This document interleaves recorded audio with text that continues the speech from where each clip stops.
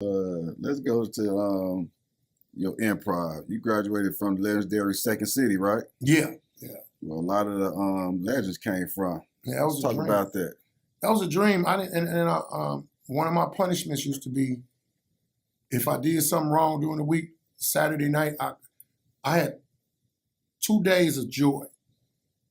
Saturday, I watched Saturday Night Live, Second City TV, and Sunday I watched Monty Python Flying Circus, Doctor Who.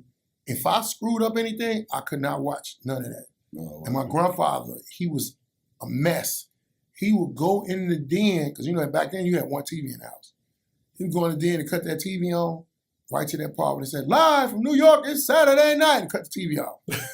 And I couldn't just watch to tease you, huh? Yeah, just to tease me. Like, next week, But what was so bad was it was live. Live, exactly.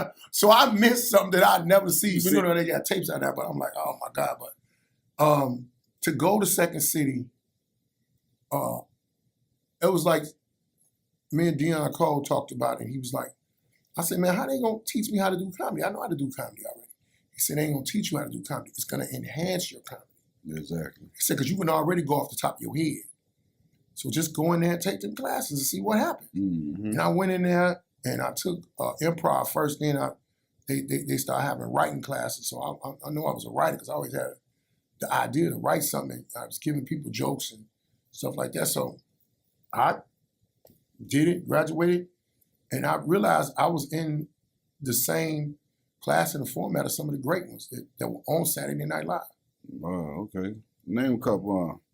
Shoot, Eddie Murphy. Oh, damn. Bill. Let me see. Gary Morris. Rosanna. She played Rosanna. Rosanna Down. I can't remember her real name. She passed on. Dan Aykroyd. I fell in love with the first class of Saturday Night Live. Right. When they was on there and they was popping off at each other. Like when TV wasn't sensitive. Because what's coming? Look at Jane, you ignorant slut. To be a kid to watch that on TV, oh my God, it was hilarious.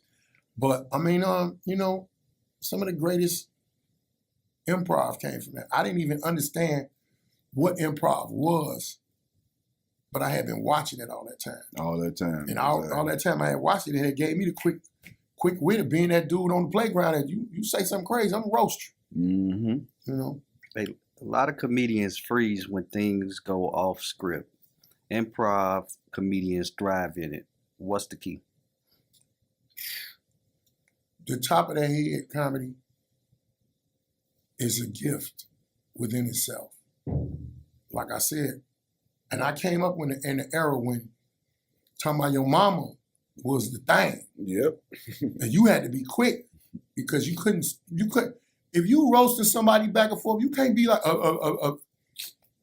you done lost.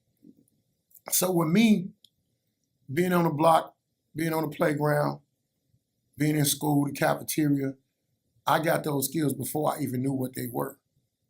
And then, like I said, my man Marlon Mitchell, to me, hands down, Marlon Mitchell is one of the coldest cats I know out of Chicago that can go off the top of his head. Like it takes somebody to do it'll take somebody a little minute to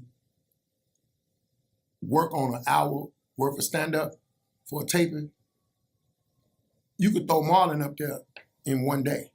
That day he gonna do the taping, and he will come off of it. Hmm. So to me, he the coldest, but I think I might be the second. I don't know.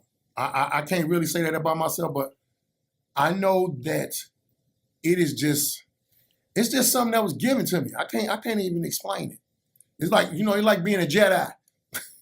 you got that gift, you gotta hone it. Yeah, you gotta hone your skill. What's the wildest moment you had doing improv on stage?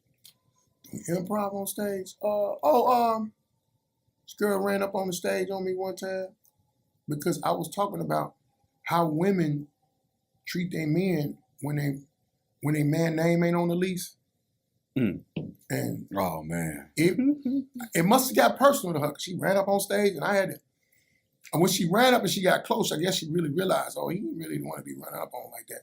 And then I just tore her up. And after the show, she called some dudes up there. And when they got up there, they already knew me. It was like, girl, we ain't finna be, man, you the one messing with the wrong person. Right. You know, leave that alone. Crazy. It was wild because it could have went a whole different way. Yeah. You know, I'm like, man, I could have walked outside and could have got gunned up, jumped on, anything. All type of stuff. Yeah. Do you think improv makes comedians sharper than just writing jokes? Yeah. It make them sharper, but at the same time, it's like a whole set of ammunition. You can have all the guns in the world. If you don't know how to shoot them, you know, it's a trained skill, but sometimes you gotta already have it on you, if that makes sense. You gotta already have it, and then somebody can train you to do it. Like I know a lot of dudes that fix cars. They might not can explain it, but then when they go to school, they go, like, oh, that's how you say that. That's what that is. That's what this, and that's what happened with me with improv when I went to go do improv opposed to doing stand-up comedy. It's basically fine tuning. Yes, fine tuning. That's all it is.